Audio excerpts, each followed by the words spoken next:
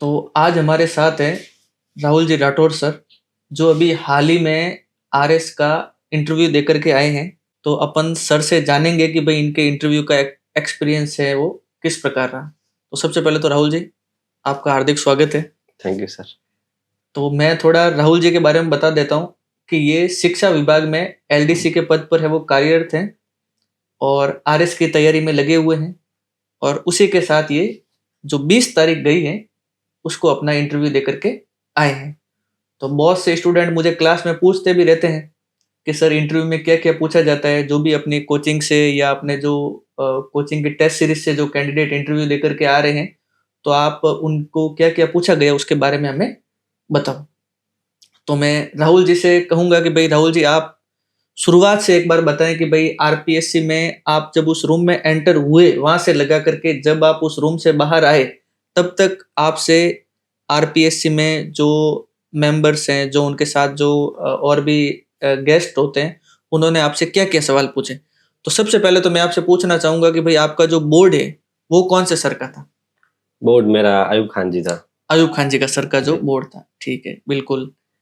तो सबसे पहले जब आप अंदर एंटर हुए तो आपसे क्या क्या पूछा गया, आप अंदर किस प्रकार एंटर हुए, अब आप अपनी बात है वो शुरू करें। जी। जब अंदर एंटर हुए तब तो हम्बली वो बोलते ही है बैठने का। अच्छा। ठीक है, बैठा। उसके बाद परिचय वो पूछते नहीं है, परिचय नहीं पूछते, लेकिन हमारे जो एजुकेशनल मार्क्स होते हैं, अच्छा। ईयर होते हैं, 10th 12th हाँ। ग्रेजुएशन, उनका वो ईयर कंफर्म करते हैं। परसेंटेज हो सकता है पूछ ले। अच्छा। मुझसे परसेंटेज नहीं पूछे थे। अच्छा। उसके अलावा जॉब का पूछ लेते हैं कि जॉब बैकग्राउंड में है या नहीं है, और है तो कब से है, तो इस रिलेटेड पूछा। इसके अलावा और भी पूछा कि कौन सा इंटरव्यू है, पहले आरएस कौन सा दिया, और भी ये पूछा कि और कौन से एग्ज़ाम दे रहे हो, अदर राजस्थान के और कौन से एग्ज़ाम, जैसे सेकंड ग्रेड का उन्होंने पूछा। मैंने मना किया कि सेकंड ग्रेड नहीं दिया, और बताया कि इंटरव्यू पहला इंटरव्यू है। तो अयूब खान जी थे ये पूछने वाले। उसके बाद शिक्षा विभाग का उन्होंने सुना, पूछा कि आप किस जॉब में हैं। फिर मैम जो है फर्स्ट मेंबर, उन्होंने पूछा मेरे से, जॉब के बारे में पूछा।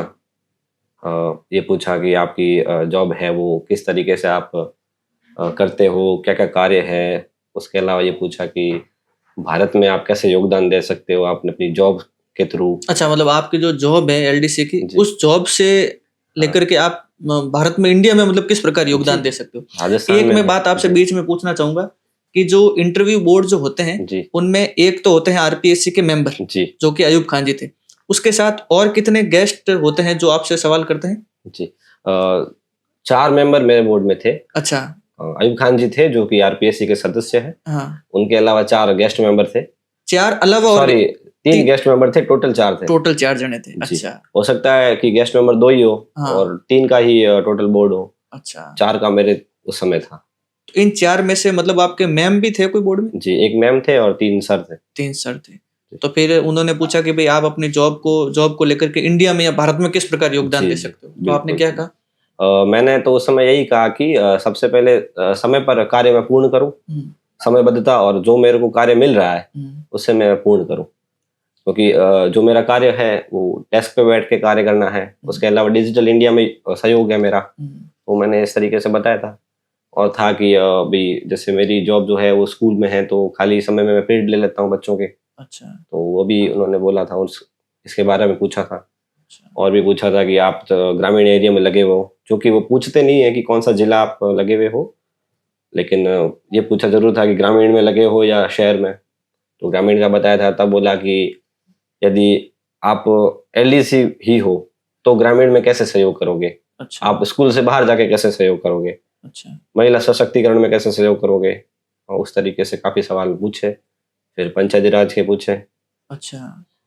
तो मेंबर पहले तो लगभग तो यही पूछा था, इसके अलावा तो और याद नहीं आ रहा है। अच्छा, ऐसे कहा जाता है कि अयूब खान जी हैं वो मैथमेटिक्स को लेकर के काफी चर्चा में रहते हैं, और कई मेरे जो फ्रेंड सर्किल में लोग गए उन्होंने ये भी कहा कि भाई उनसे मैथ के सवाल पूछे गए। तो क्या आपको कोई मैथ का सवाल पूछा गया था? नहीं, मुझसे नहीं पूछा। मैं सोच रहा था कि पूछेंगे, पर मुझसे पूछा नहीं। मैथ का तो नहीं पूछा, रैंडमली उन्होंने पूछे, जैसे नोटबंदी पे चले गए थे।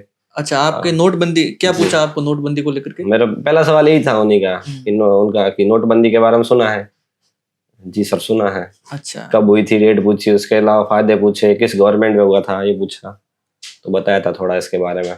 तो हो सकता है नोटबंदी 2016 में हुई थी और 10 साल होने वाले हैं, जी, तो उसी को लेकर के पूछा होगी भाई। हाँ हो नोट सकता है। बाकी इंटरव्यू के देखा जाए तो संदर्भ में कोई लिंक था नहीं, सीधा ही क्वेश्चन था, वो तो रैंडम उनके जहन में आ गया होगा कैसे भी, अच्छा। तो उन्होंने पूछ लिया।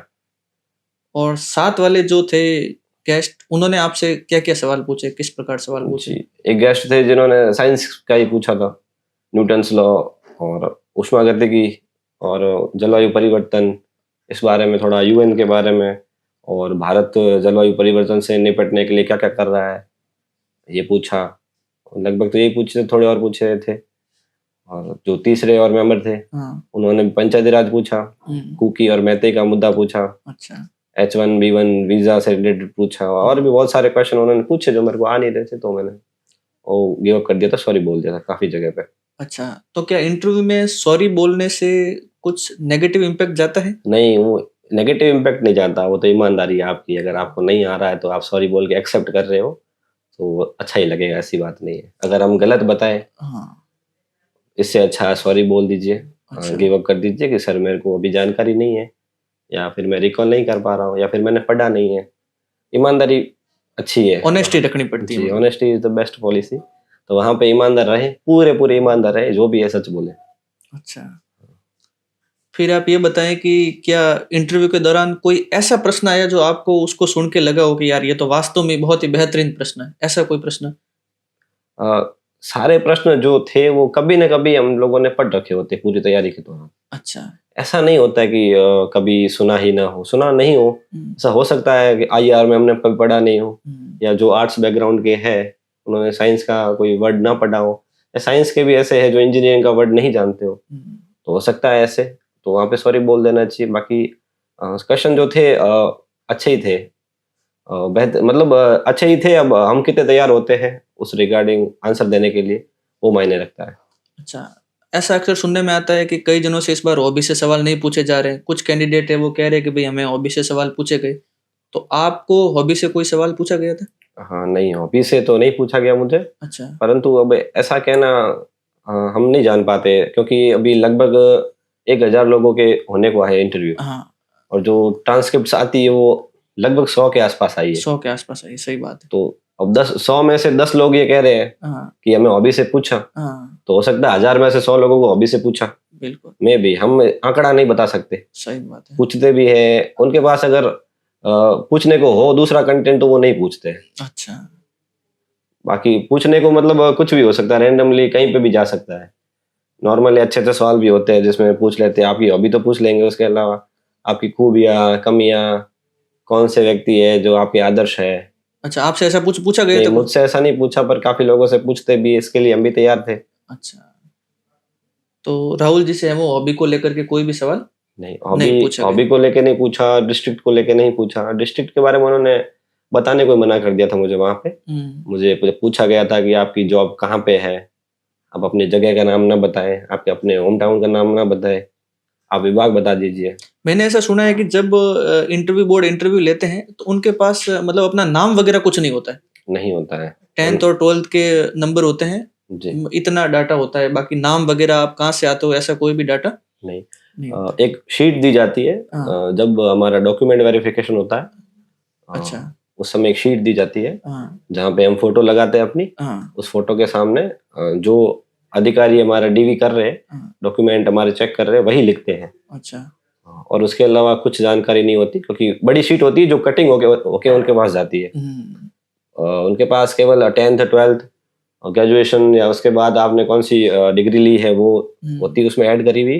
उसके अलावा जो जॉब कर रहे हैं वो ऐड की हुई होती है। यही जानकारी, एजुकेशनल जानकारी, कहाँ से की ये जानकारी नहीं होती है। अच्छा, अक्सर सुनने में आता है कि लोगों को डेफ से भी सवाल पूछे जाते हैं, डिटेल एप्लीकेशन फॉर्म से, तो आपका डेफ को लेकर के कोई सवाल पूछा था उन्होंने? नहीं, डेफ उनके पास, जितना मुझे पता है सर, डेफ उनके पास नहीं होता नहीं है। होता है? नहीं। अच्छा। यदि डेफ उनके पास है तो उन्हें जानकारी मिल जाएगी कहाँ से आए, अच्छा। इनका नाम क्या है, अच्छा। या बैकग्राउंड क्या है, या फिर कौन से जिले से संबंधित है। अच्छा। क्योंकि उन्हें कुछ जानकारी नहीं होती, उनके पास जो जानकारी होती है वो हमारा पासपोर्ट साइज फोटो जो हम वहाँ पे दे रहे हैं। हाँ। उसके अलावा जो अधिकारी डॉक्यूमेंट वेरिफिकेशन कर रहे हैं हाँ। वही लोग लिखते हैं। 10th 12th इसी मेरे हिसाब से इसके अलावा कोई जानकारी उनके पास नहीं होती है। अच्छा, और आप ये बताएं कि जो मैम थे उन्होंने आपसे कोई सवाल पूछे थे महिला सशक्तिकरण वगैरह को लेकर के? जी, मुझसे मैम ने शुरुआत से पूछे थे अच्छा कि जॉब जो आपकी है वो भारत में कैसे योगदान दे सकती है। अच्छा, ये सवाल मैम नहीं पूछे थे? जी, और भी याद आ गया, जैसे मैम ने पूछा था मुझे कि इतनी तैयारी के दौरान आपको कौन सा सब्जेक्ट अच्छा लगा। अच्छा अब चूंकि देखा जाए तो ये फुल टॉस था, पर मुझे लगा कि यदि मैं बोलूंगा कोई एक पर्टिकुलर सब्जेक्ट हाँ, तो सारे मेंबर हो सकता है मुझे फंसा ले। सही बात है। तो मैंने यही बोला था कि मैम सारे मेरे लिए अनिवार्य थे हाँ, और मैंने सभी को पढ़ा है, तो कि कोई एक तो होगा कोई सब्जेक्ट। मैंने कहा सारे ही अच्छे थे। अच्छा, मतलब आप मध्यम मार्ग से वो निकल गए। मैं पूरे इंटरव्यू मध्य मार्ग में ही गया था। अच्छा मैंने ऐसी जगहों पे भी सॉरी बोल दिया था जहां मुझे लगा कि वहां पे काउंटर क्वेश्चन आ सकता है और अच्छा, उसके लिए मैं तैयार नहीं हूँ, हाँ। तो मैंने वहां पे भी सॉरी बोल दिया था बहुत सी जगहों पे। तो क्या इतना सोचने जितना समय मिल जाता है कि वो सवाल पूछ रहे हैं, आप ये भी सोच रहे हो कि काउंटर सवाल आएगा, फिर पूरा माइंड में तैयार करके सॉरी बोल रहे हो? नहीं आया, इतना सोचने को वक्त नहीं देते वैसे भी वो, अच्छा और इतना सुनते भी नहीं है। मुझे मेरे पूरे इंटरव्यू के दौरान ये लगा कि मुझसे ज्यादा तो चारों मेंबर बात कर रहे हैं, वे अच्छा मुझसे बोल रहे हैं, वे ज्यादा क्वेश्चन कर रहे हैं, ऐसा मुझे लगा। अच्छा हो सकता है मुझसे ज्यादा वो लोग बोले भी हो, हाँ, तो वो सोचने का समय नहीं देते। अच्छा उनको मतलब पहले से ही पता होता है कि ये जो कैंडिडेट आंसर दे रहे हैं ये इनको अगर आ रहा है तो वो स्किप कर जाएंगे।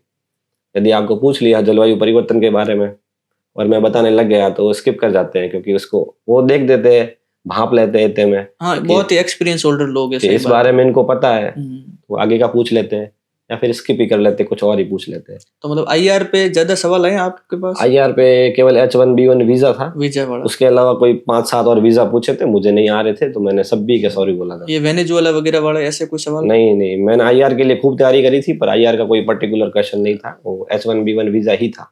अच्छा उसका भी बैकग्राउंड पूछा था, कुकी मेते का भी बैकग्राउंड पूछा था। हाँ। करंट का नहीं पूछा, करंट का उन्होंने कहा कि हमें पता है क्या चल रहा है, अब बैकग्राउंड बताओ।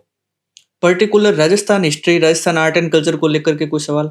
जी, अयूब खान जी ने पूछे थे। अयूब खान जी ने पूछा था कि आपका कोई दोस्त है जो राजस्थान में नहीं रहता है, बाहर से आ रहा है, हाँ उसको शेखावटी घुमाना है, अच्छा तो आप किस किस जगह ले जाएंगे। हाँ उसका काफी जगह मैं खुद भूल गया था, हाँ, वहां पे इतना याद नहीं आया मेरे को। सही सही बात है। तो फिर उन्होंने बोला कि यार आप अच्छी अच्छी जगह तो भूल गए। हाँ तो मैंने बोला मैं सर वापस बताऊं, हाँ तो कि नहीं, तो उन्होंने बता दी थी काफी जगह।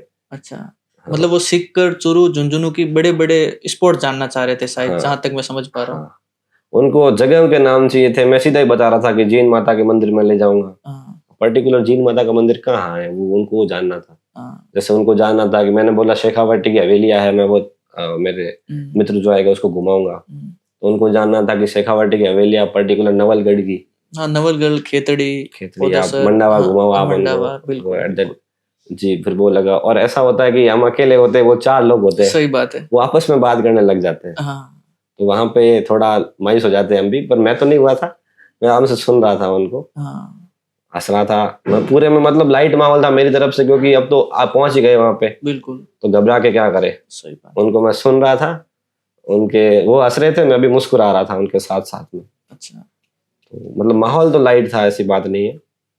और भी जैसे क्वेश्चन थे कि सीकर, कोटा दोनों जगह एजुकेशन हब है राजस्थान में, आत्महत्या कोटा में ज्यादा होती है, ज्यादा सीकर में होगी। क्यों नहीं होती है, सही बात है।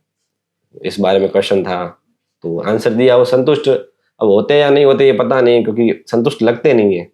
सही पूरे बात। इंटरव्यू माहौल केवल मेरा नहीं, मुझसे पहले भी जो कैंडिडेट गए हैं उन्होंने मुझसे यही बोला कि जो अंदर बोर्ड मेंबर्स बैठे हैं पता नहीं इनको क्या सुनना है, ये सेटिस्फाइड नहीं होते हमारे आंसर से, जो कि मेरे हिसाब से सभी के साथ होता है।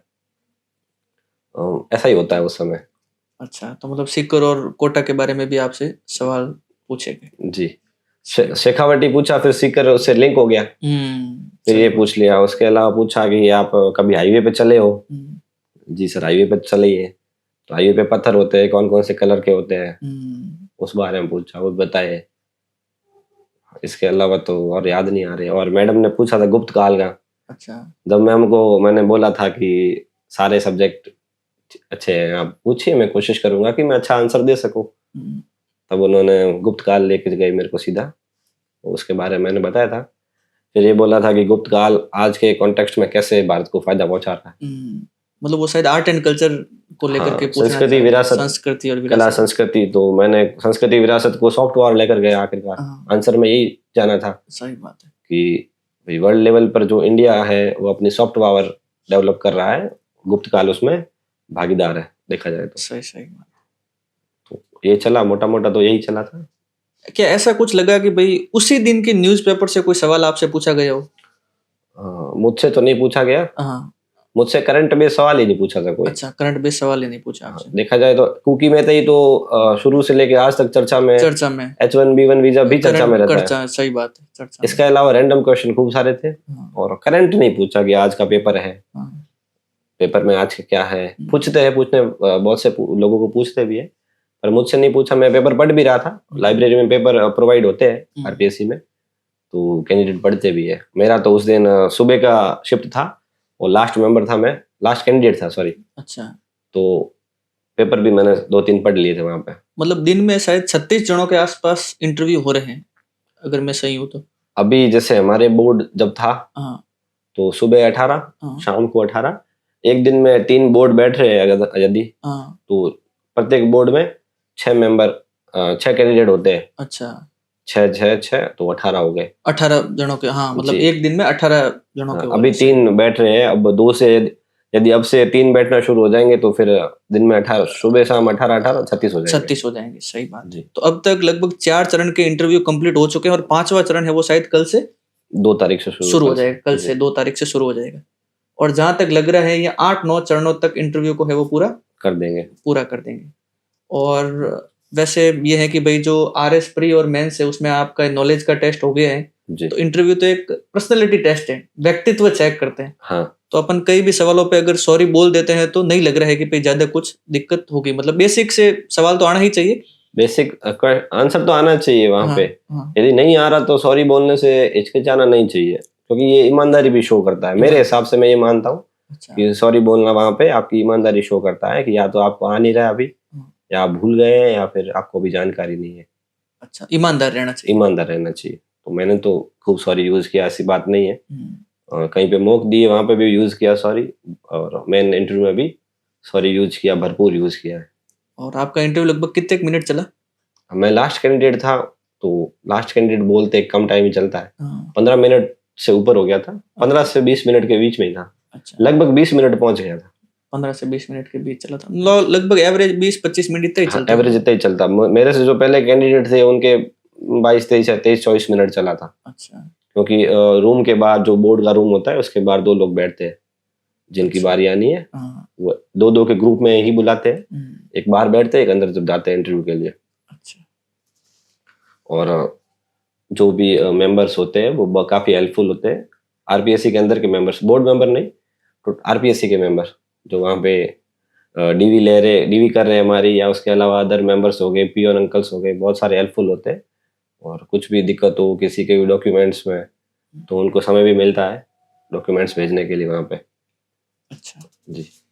तो आज हमारे साथ थे राहुल जी, जिन्होंने अभी लास्ट में ये बताया कि आरपीएससी के जो सदस्य हैं, जो भी आप डीवी वगैरह वहाँ करवा रहे हो, तो एक आधा डॉक्यूमेंट नहीं हो तो ज़्यादा हड़बड़ी में नहीं आना है। मेरे 1-2 फ्रेंड थे, उनके कुछ छोटी मोटी दिक्कत थी, तो जैसे ही वो इंटरव्यू देने गए फिर उन एक डॉक्यूमेंट के लिए बोला तो वो पूरे तरह से हाक बुक हो गए। ऐसा नहीं होना है, आराम से रहना है। वो आपको डॉक्यूमेंट भेजने का है वो पूरा समय देते हैं। तो अगले और कोई हमारे जो कैंडिडेट इंटरव्यू देकर के आएंगे उनसे अपन अच्छे से बात करेंगे और उनके जो एक्सपीरियंस है वो भी आप तक पहुंचाएंगे। तो थैंक यू राहुल जी आपका आने के लिए। Thank you sir. और हम आशा करते हैं कि बहुत जल्द आपका आरएस में अच्छी रैंक से वो चयन हो जाए। बिल्कुल, ठीक, थैंक यू।